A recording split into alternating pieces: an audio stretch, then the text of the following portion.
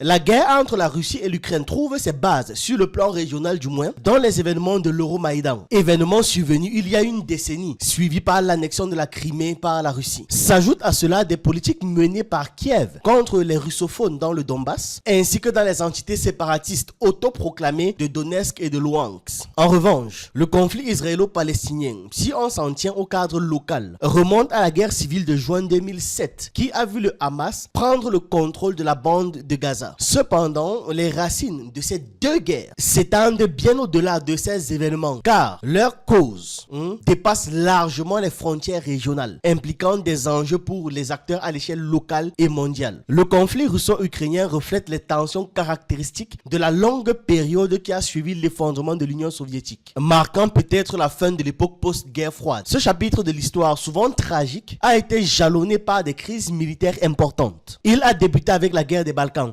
1999-2001, qui se sont conclus par une intervention internationale menée par l'OTAN. Toujours les mêmes. L'enthousiasme suscité par la chute du mur de Berlin en 1989 a rapidement laissé place à une série de conflits, comme en témoignent les interventions de l'OTAN en 1995, Debilitate Force, et en 1999, Allied Force. Aujourd'hui, le conflit russo-ukrainien se déroule après 3 décennies d'hégémonie américaine. Il combine à la fois une guerre civile entre les peuples slaves et un affrontement entre républiques post-soviétiques. Contrairement aux guerres des Balkans déclenchées par les bouleversements géopolitiques de la fin de la guerre froide, ce conflit illustre l'incapacité de l'Occident et surtout des États-Unis à gérer efficacement la phase unipolaire qui a suivi. Tout simplement, depuis 30 ans, les États-Unis désignés comme la nation indispensable par Bill Clinton dans son discours inaugural du 20 janvier 1997, ont souvent montré leurs limites lorsqu'il s'agit de stabiliser certaines régions. Le retrait anticipé de l'Afghanistan, après 2 décennies de guerre, a laissé derrière lui un pays en ruine. L'opération militaire spéciale lancée par la Russie en Ukraine en février, le 24 février 2022 pour être plus précis, constitue une réponse directe à l'expansion occidentale en Eurasie, notamment à l'élargissement de l'OTAN jusqu'aux portes de la Russie. Petite pause. Sachez que vous pouvez souscrire à la chaîne pour 3 € et pour 10 € par mois et avoir du contenu exclusif en fonction du forfait.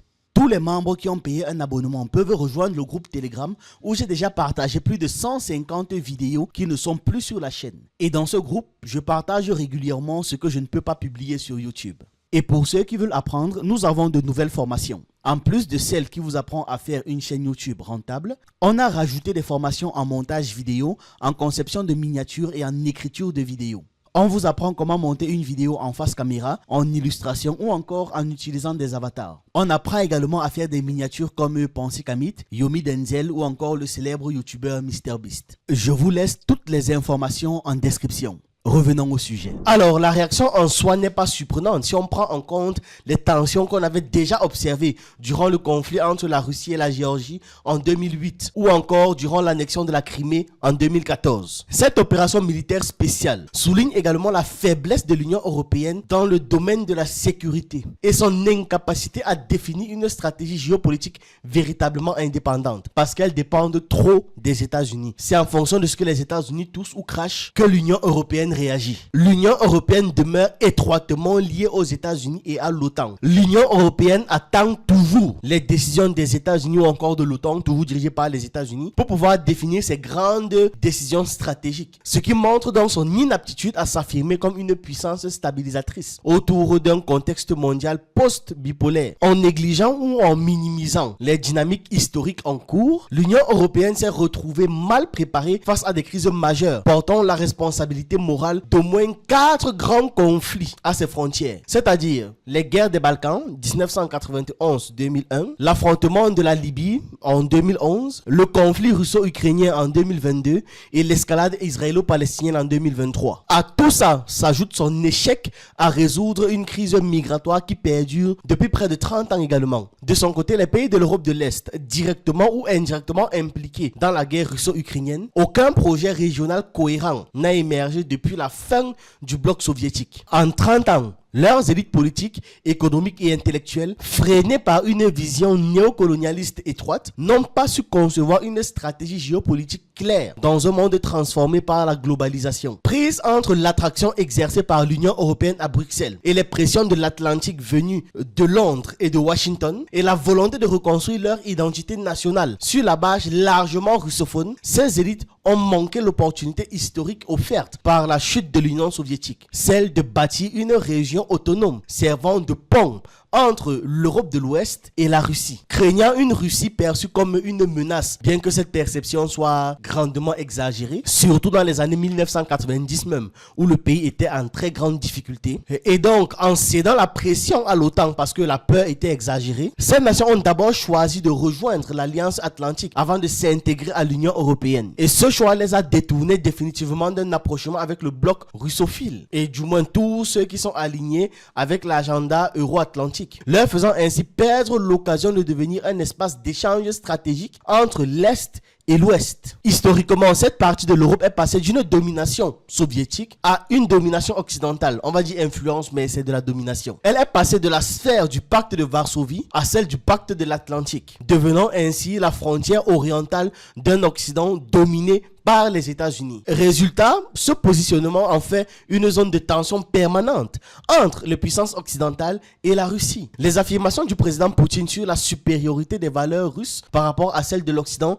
bien qu'elles évoquent des idées néo-impérialistes, visent davantage à répondre aux critiques occidentales. Ces derniers dépeignent la Russie comme étant une autocratie héritière du tsarisme ou encore un régime oppressif. Pourtant, depuis son discours de Munich en 2007, Poutine insiste surtout sur la nécessité de préserver la neutralité dans les régions frontalières pour pouvoir garantir la sécurité de la Russie. Le récit néo-impérial, souvent attribué au Kremlin, pourrait, de manière ironique, servir les intérêts stratégiques des États-Unis en consolidant un équilibre mondial favorable à leur hégémonie. Cette notion d'hégémonie américaine a été magistralement, très bien exposée par deux figures majeures. Samuel Huntington dans Le choc des civilisations et la refondation de l'ordre mondial, ça a été publié en 1996, et Zbigniew Brzezinski dans Le grand échiquier, l'Amérique et le reste du monde, publié en 1997. Ces travaux éclairent sur pourquoi est-ce que la vision civilisationnelle russe semble parfois coïncider avec les priorités géostratégiques américaines. Si le Kremlin s'engageait pleinement dans une vision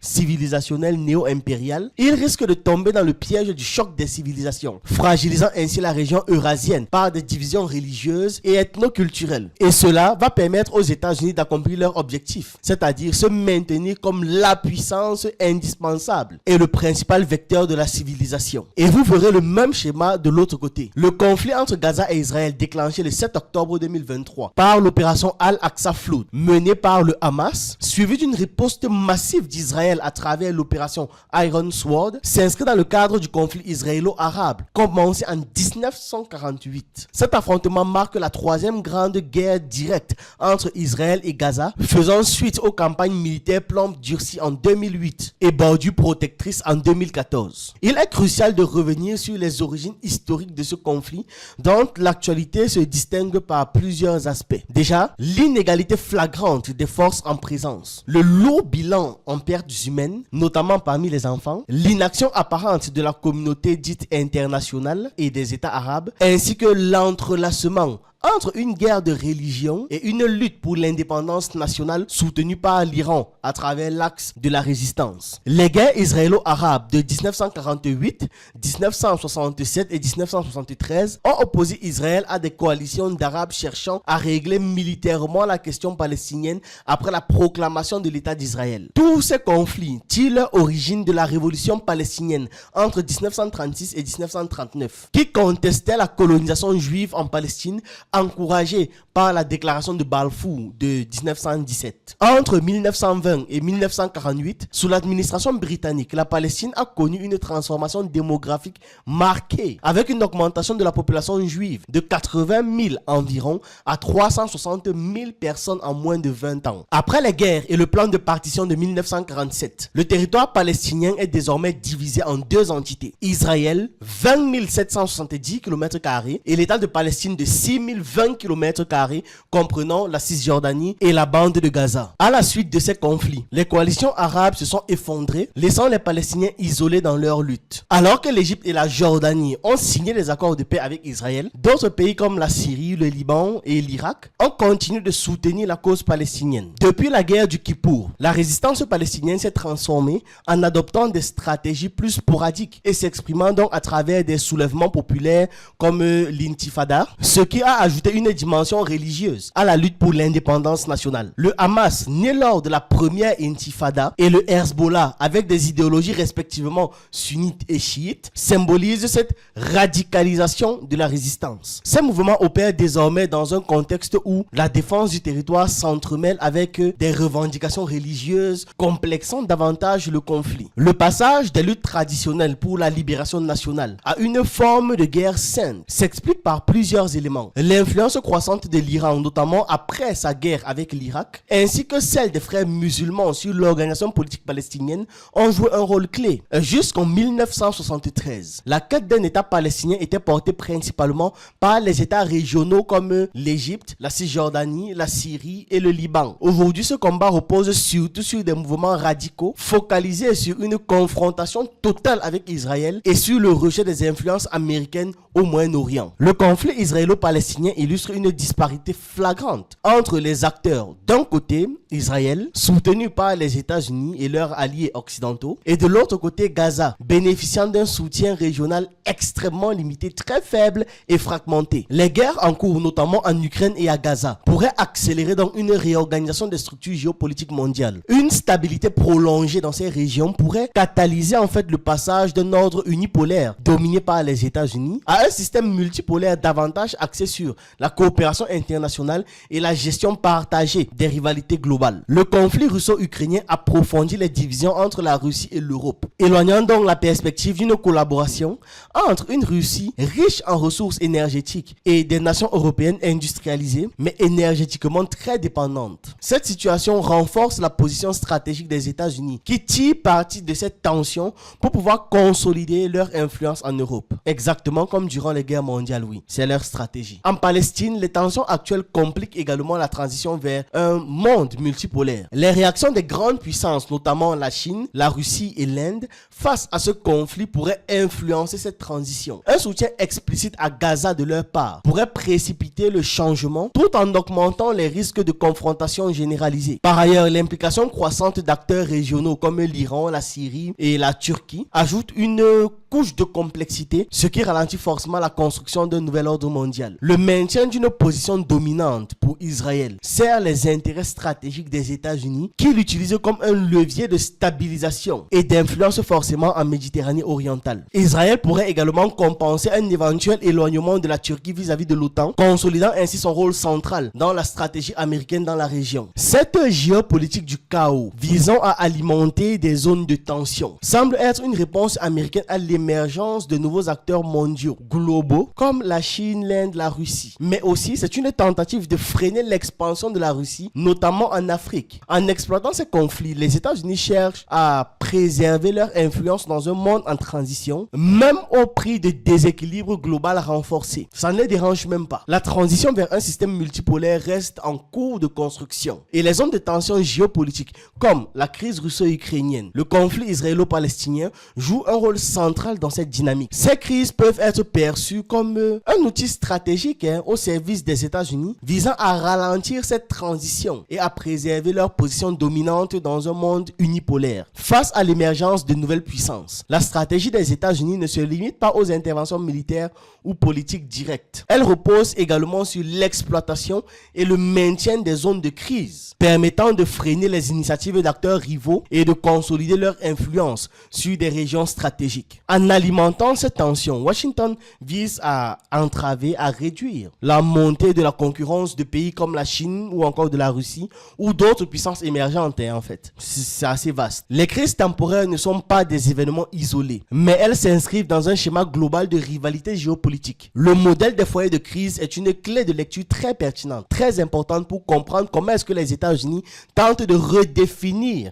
et de maintenir leur rôle dans le monde en mutation. Ces conflits influencent directement la compréhension des relations internationales et le futur équilibre des pouvoirs à l'échelle mondiale. Voilà. Donc globalement, c'est ce que je voulais qu'on apprenne aujourd'hui sur la la théorie de l'arc des crises, comment ça s'exprime dans le monde actuellement avec des exemples tangibles d'actualité. Voilà ce que j'avais à partager avec vous dans cette vidéo. Dites-moi ce que vous en pensez en commentaire. J'attends vos avis, vos analyses et on se retrouve une prochaine fois.